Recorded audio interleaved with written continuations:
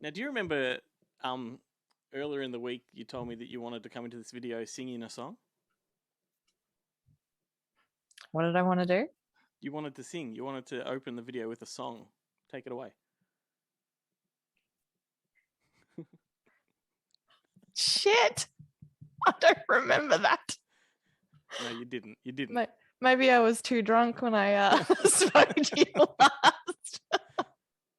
I got more seconds out of that than I expected to, so I'm happy. I'm like, shit. Did I make a promise that I can't keep? I have no idea. I do that. I do that. You are welcome to sing us a song. I'm good. I'm all right. What was that? What are you drinking? Oh. Good tides. Mm-hmm. That kind of day? More like I didn't feel like making a coffee. I felt like something a little bit more refreshing. So went with the bubbly, alcoholic, boozy water. Beautiful. That sounds good. They're good. I like them. Yeah. Can down them pretty easily. Excellent. What's been going on? Are there any movies or news that you've been keeping up on? Because I can tell you, I've really not been on top of much this week. Well, that's a good start. Yeah. I have got something that I saw that I'm really interested in, and it's a new Marvel movie, which I didn't think I'd be interested in. I think you know which one I'm going to talk about. No idea. Is it the Immortals or whatever it's called? Shang-Chi? Oh, yeah. The one that's been pissing me off for ages. I have no idea what it's about, but I know it's got Awkwafina in it, and I love her, so I'm pretty excited about that. Cool. No, I mean lots of people are excited. It's I'm going to sort of go against the popular consensus, but it's been pissing me off so much because the lead actor has been throwing the diversity race card around way too freely. Really? But recklessly too. So, for example, I mean, Ben and I have talked about this on our show. He started by saying that, it's about time that, Asia America was represented in Hollywood, all that kind of stuff. Mm-hmm. It's like, well, firstly, he said represented on the big screen. It's like, well, firstly, they have been for a very long time, but secondly, China and other parts of Asia have huge film industries. Just look at Big Trouble Little China. Exactly. Perfect example right there. Showdown in Little Tokyo. But sorry, carry on. I kind of feel like it's a non-issue. We've already had Crazy Rich Asians come along and actually stamp their claim on it, and it's trumping up, a sentiment that's just probably not worth trumping up because these things get carried out of control. But furthermore, the CEO of Disney came out and described this film as an experiment, right? Now, what he meant was it's an experiment in the way they're distributing it because they're in a pandemic. They're using it as a bit of a test on how to release it in a creative way. And still make money. Still make money, all that kind of stuff. But this guy, the lead actor, came out and just said, Asians are not an experiment, and then started drumming up this, and the sentiment and the whole, push for diversity behind his rhetoric has pissed me off. These things don't get resolved if you just keep talking about them, as far as I'm concerned, or at least if you keep generating heat. You can generate heat in a positive way, but I feel like that's a lot of negativity, and it's not really going to create that positive energy and that positive change that he wants to see. And I feel like maybe he's just jumping on that train a little bit too late because you're right. The point, a big line was drawn in the sand when Crazy Rich Asians came onto the market. And I think, it made a really good point. I honestly don't know if it made a difference or not in terms of Hollywood. So he might just be trying to put his stamp on that. But I do feel like the point's been made. Well, that's right. Not only did that film come along, but then you had Mulan came along, and then you had, what was it, the Raya and the Last Dragon. And it's, you don't need to say these things. It's happening, mate. It's, this stuff is happening. And what is it? Morgan Freeman was in an interview once where, could have been Charlie Rose or someone said to him, stupid question, but just said to Morgan Freeman, how do we end racism? And his response was, stop talking about it. Yeah. Also, ask Morgan Freeman about it. He has all the answers anyway. So, That's right. He's God. what did you think of Mulan when it came out? The new one. I liked it. You didn't like it? No? Okay. Why? See, I've been a bit funny with these Disney live remakes. Live action remakes? Yeah, I've been a little bit hit and miss, I think, for me. It was the opposite with Beauty and the Beast. Not much of a fan of the actual cartoon, but the live action remake blew my mind. Amazing. It was So just amazing. You and I are at opposite ends of that spectrum because I love the animated one, but didn't love the remake of that. Yeah. One. Yep. But you're right though; it's hit and miss because some of them have been incredible, some of them have been average. My favorite ones, if I had to pick, probably Cinderella. I think that's one of the best ones, the one that Kenneth Branagh directed. And I love Pete's Dragon. I thought that was incredible. I haven't seen that one yet. Take a box of tissues with you for that one. Yep. And but I didn't like Lion King. I thought that was hideous. I didn't like what was the other one I hated? Hated it so much I can't remember. Jungle Book. Yeah, I haven't gotten through The Lion King and I haven't gotten through Jungle Book, so that's, got to say something. Aladdin, I was really worried when they redid Aladdin because that is my first memory of a Disney movie.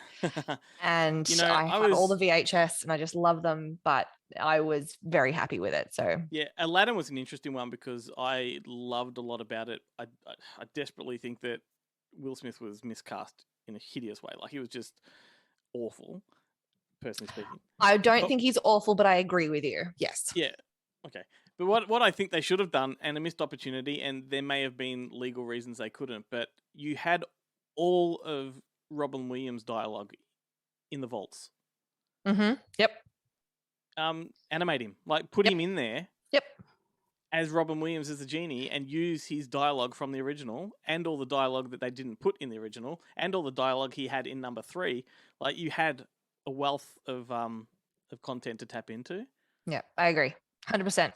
But Guy Ritchie directed it, and there's a lot of Guy Ritchie-ness in there, and that's a good thing.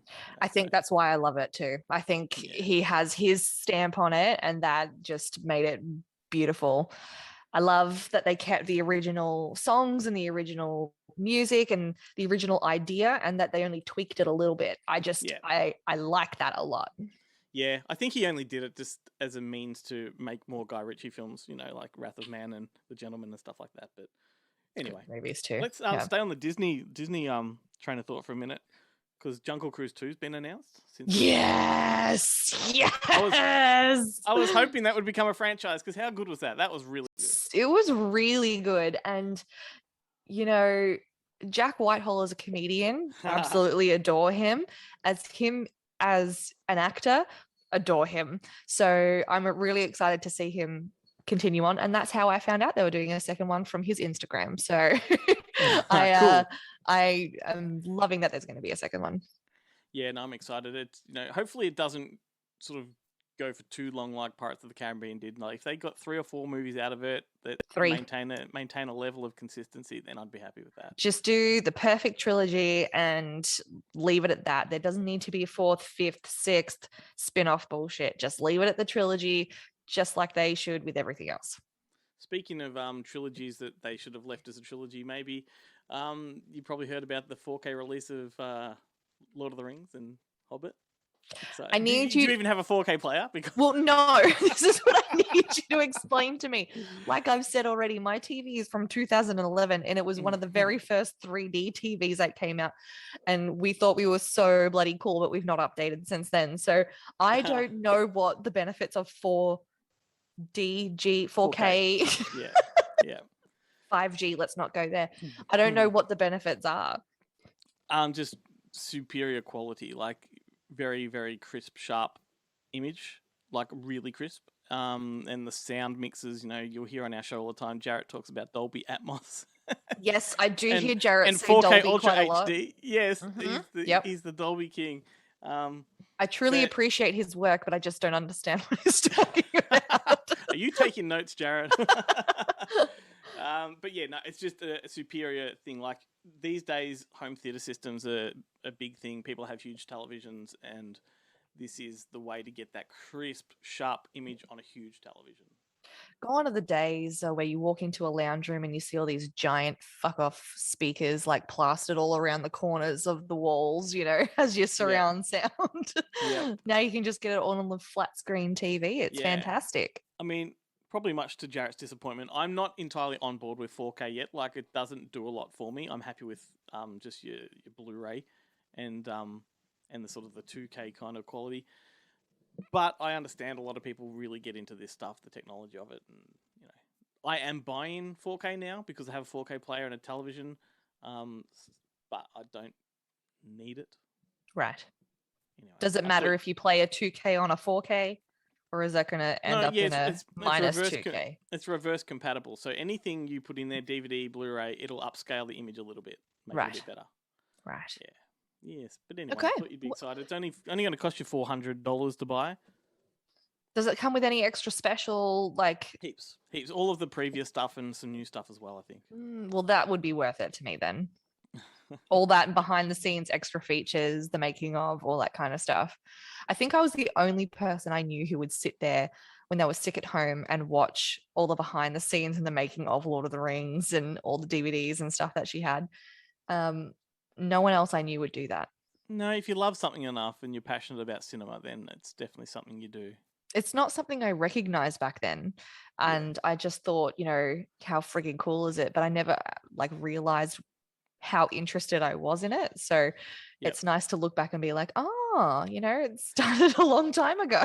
You know, two of my earliest video store or video experiences were documentaries of behind the scenes films, and I had hired them or purchased them thinking they were the actual films, and I got home as a child watching them. Like, for example, I remember going to the video store. How disappointed were you? And there was a videotape in the new release section with Darth Vader on the cover, and I'm like, oh, Star Wars, I want Star Wars. And my stepmother's telling me, this is not Star Wars, it's a documentary. I didn't know what the fuck that meant. And I'm like, I can see with my own eyes that is Star Wars. And we are taking it home, and they put it on, and then I get all these talking heads of people saying, oh, you know, this is how we did that. And I'm like, what the fuck is this? Right. So that was a very big learning curve and a disappointment. And then when I was probably about 7 or 8, maybe 8, I saw a video for sale in the video store called Document of the Dead. And I thought that was Night of the Living Dead because it had George Romero on the cover. It had the image from Night of the Living Dead, and it looked like a horror film. And I'm right up that alley, so I bought it home, and it's a documentary about the making of... But did you enjoy it when you watched it? No, it's one of those boring documentaries to this day. It is still a boring documentary. It's a very well-respected documentary, but it is a boring one. I bet you still own it, though. No. Wow, okay. There's another story. I remember years ago when DVD came along and I started collecting DVD, I made the biggest mistake of selling all of my videos. Oh. I probably sold about, 2,000 of them. And made a fair bit of money out of them. However, if I'd kept hold of them now, they'd be worth a hell of a lot more. And I think you'd probably appreciate them a little bit more as well. You'd be able to go back. Yeah, well, you've seen the backdrop on the videos when Ben's involved. Yep. It was like that. All those VHS in the background, and like he hasn't seen most of those. He's a collector. He collects them, and they're worth quite a lot. Wow. Yeah, that's insane. See, I've got tubs of DVDs out in my garage somewhere, but I only really crack them out if I have like a craving to watch like a particular movie. Yeah. So a little while ago, I had to watch Dodgeball, and I could not find it on any streaming services whatsoever. And I'm like, I have the DVD. So I specifically went into my garage. It took me like half an hour to locate them, let alone get them down, go through them. It was a real effort. I really wanted to watch this movie, and it was worth it. So I feel like it made it all the more. And then, you know, you go back and you see the DVD menu, and it's just, you know, nostalgic. Yes, one of Jason Bateman's best performances. Oh my god! Oh my god! There's a song we could sing. My milkshake brings to the boat. I don't do that at all, ever. Hilarious. Have a few more seltzers and we'll try again. Might watch Dodgeball tonight. I'm excited about a Blu-ray release coming of Dracula: Dead and Loving It. Have you ever seen that? No. It's Mel Brooks, the last film Mel Brooks ever directed. Oh, there you go. No, I haven't seen that one. Okay. I've seen the Keanu Reeves one. Yeah. Was Which is a forced great to film. watch that one. No, you're not forced to watch that. I was forced to watch that one. That's a wonderful movie. I I watched that Reeves, well above my time. Keanu Reeves is the weakest link in that chain, but the movie's good. Yeah, I mean, Keanu Reeves with an English accent just doesn't quite gel for me. Not only an English accent, a really puncy English accent. Yeah. Look, he can't do much wrong, but he definitely did that wrong. But the film is good. I know a lot of horror fans and Dracula fans love that one. Gary Oldman, you can't go wrong. Oh, true. For sure. 100%. Anyway, I'm excited about that one. There's not many people on the planet that would be excited about it because Dracula Dead and Loving It is not a well-respected film, and I would argue that it is a genius film that is misunderstood. I think a lot of Mel Brooks movies can fall into that category as well. Yeah, he's got the heyday of those 5 movies that he made back to back, around the Blazing Saddles, High Anxiety, silent movie era, and Young Frankenstein. But then later in his career when he did Robin Hood Men in Tights and Spaceballs a bit before that. Yeah. So Dracula Dead and Loving It came after Robin Hood Men in Tights. So it's kind of got that feel to it, but it's a companion film to Young Frankenstein. But you haven't I'd seen probably it, so... really like it then, to be honest with you. If it's like it's just funny. If it's along the same lines as those. I mean, actually, I want to talk to you about Blazing Saddles because I've never fully seen that movie and I saw it come on the TV not that long ago. I'm talking maybe like a month or 2 ago it was on TV. And That surprises me. Yes, Blazing Saddles. I'm excited. I've always wanted to sit down and watch this. And then I was in the first 10 minutes of the movie. I'm like, I can't watch. I'm so uncomfortable right now. Did they play it edited, chopped down, watered down, or did they play the full uncut version? Because I'm pretty sure they were playing the uncut so it version. had all the N-words in there and all that. Right, yep. Yeah, fantastic. You're supposed to feel uncomfortable. I'm supposed to? Okay. Mm-hmm. I'm going to go back and rewatch it, but I had to turn it off because I'm just I don't know if I'm supposed to. Yeah, this is the thing with Mel Brooks, right? He makes scathing social, racial commentaries. Okay.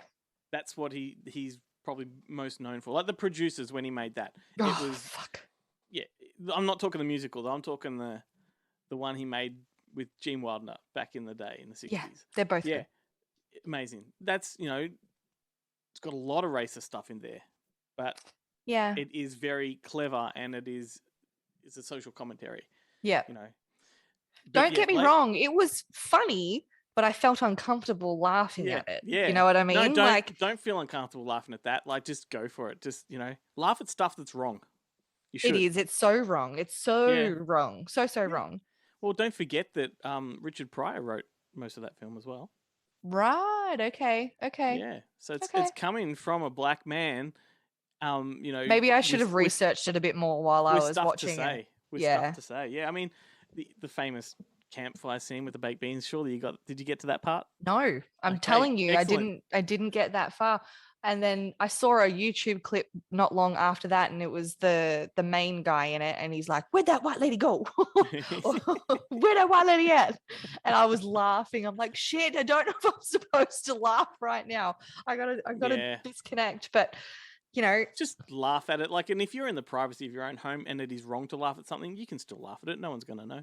I mean, I do that a lot, just not with that kind of stuff. Well, I mean, for example, I adore Norm Macdonald, from SNL.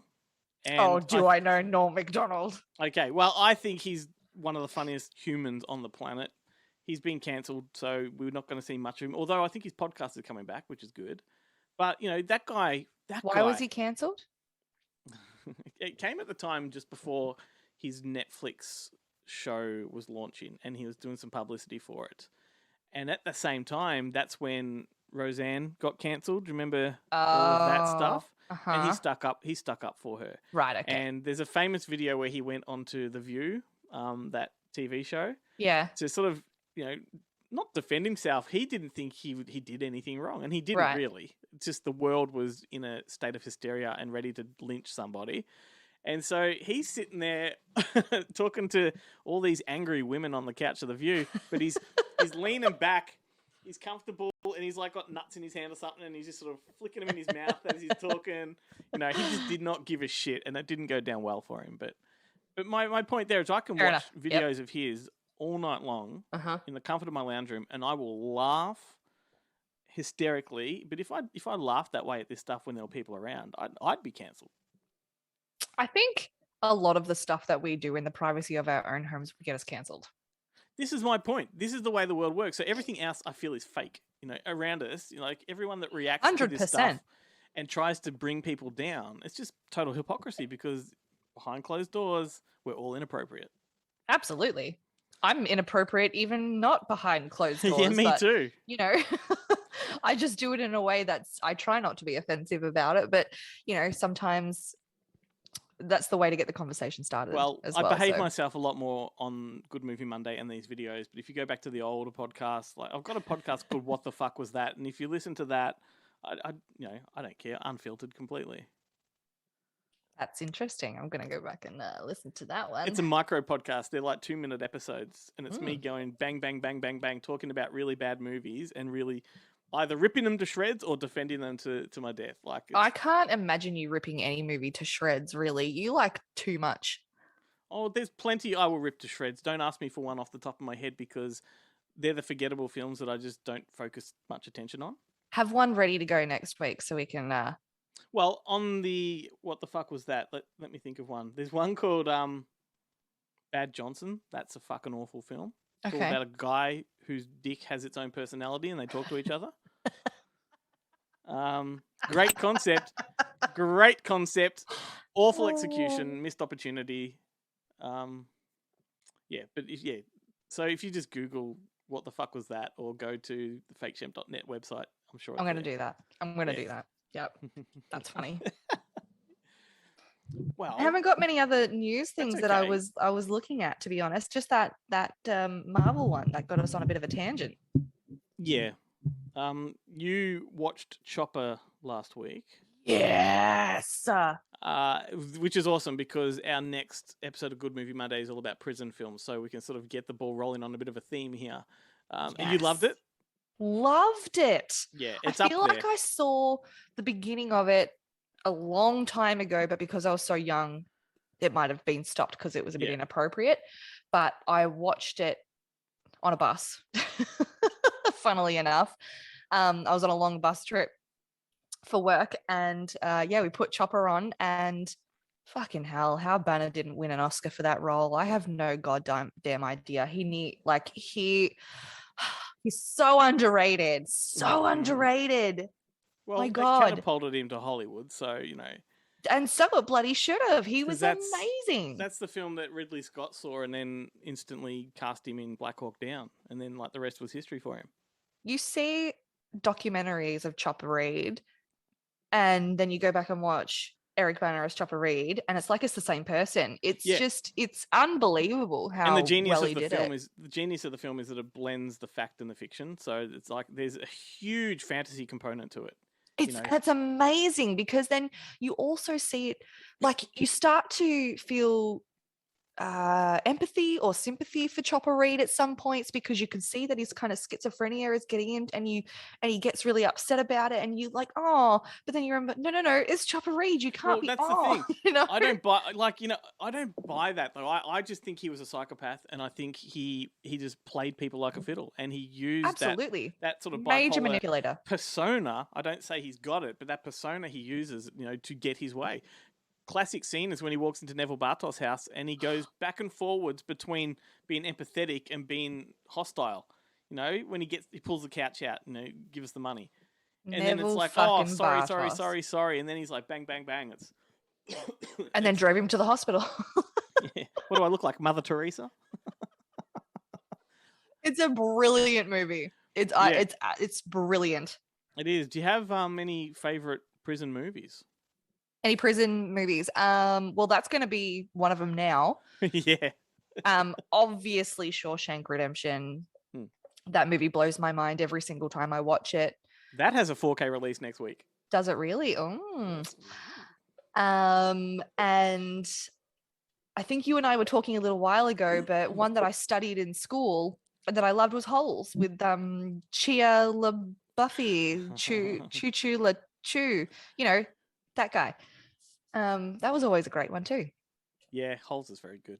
Yeah. That's a director that I miss. Andrew Davis, right? He directed that. He did like Under Siege and The Fugitive and Guardian, and he's just faded away. He's just stopped making movies. And I think Holes or Guardian, one or the other, was his last film. That's like 20 years. Well, he did all right to get those ones, to be honest with you. Yeah, no, he was a great director. He did a lot of the early Steven Seagal movies, which were fantastic. Yeah. Murder in the First is a good one with Kevin Bacon and Gary Oldman. Have you seen 6 that? Degrees of Kevin Bacon? No, I haven't seen that one. Yeah, that was fun playing 6 Degrees of Stephen Lang on our show. It turned out a lot more fun than we anticipated. I thought there was going to be so much awkward silence of us just sitting there trying to piece these films together, but it was fun. Maybe you should do that like every now and then. Just choose a different person and do 6 Degrees of. We're gonna definitely open the door to that and see if we can play games on the show a little bit more. That'd be fun. I know. Like, I guess we've proven now we can guarantee that 6 Degrees will be entertaining. If we try any other kind of game, it's always a risk that we'll just have a lot of dead air. I'll just cue the cricket sound effect. Just got to test the waters. Test the waters. But yeah, if you love Gary Oldman, then definitely check out Murder in the First. It's amazing. Who doesn't love Gary Oldman? Exactly. Yeah. Mm-hmm. Do you have a favorite performance? Probably the first one I was ever kind of subjected to, and I think, you know, if you took a stab in the dark, you might get it. Harry Potter. Right. Yeah. So I wasn't That disappoints me so much. That is such a shame that your first exposure to this man was like just a cash job for him.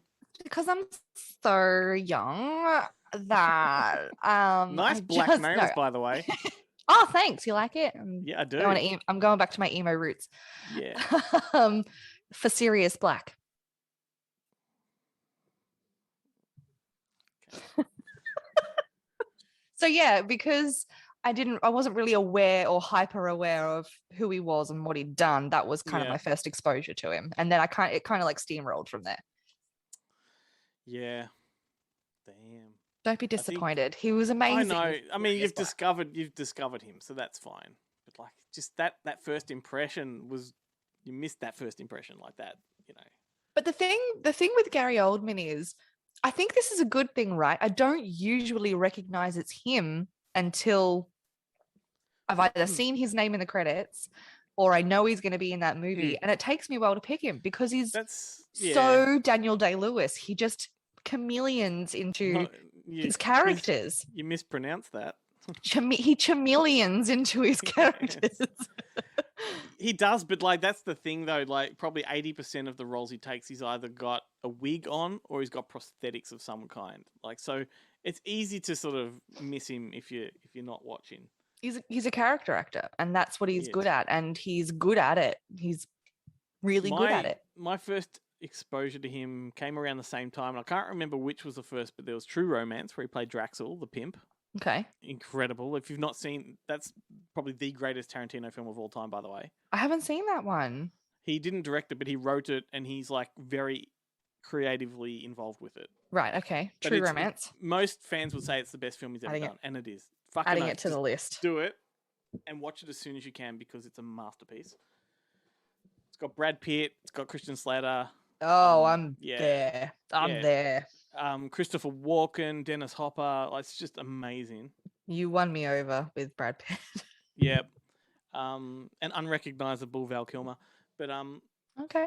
He's great in that. But then at the same time, I saw a film on video called Rosencrantz and Guildenstern Are Dead, which is a fantastic film as well. And also a mouthful, yes. Yes. It's a famous stage play that was adapted into a movie. It's good. Okay. But anyway. We're almost out of time. Oh, man. I know. I was going to ask you some questions just because, tapped out of subjects to talk about, but I can save them. You can ask me one if you like. I don't have any for you. No, because the questions will lead to more discussion. Okay. All right. We'll save them for next week then. All right. We'll have plenty of go-to. Yep. Okay. So I just need to make a note. I love your screen and seeing Goonies every single week. It's really nice. Yeah, Goonies, and above it, can you pick it without seeing the title? Wet Hot American Summer. You're very, very close. There's a movie that is modelled off. Then no, I probably don't know. It's Meatballs. Oh, Bill no, I Murray, couldn't tell from here. Ivan Reitman's great. Yeah. I noticed you didn't pick up on these ones. Oh, yeah, they look really good, Glenn.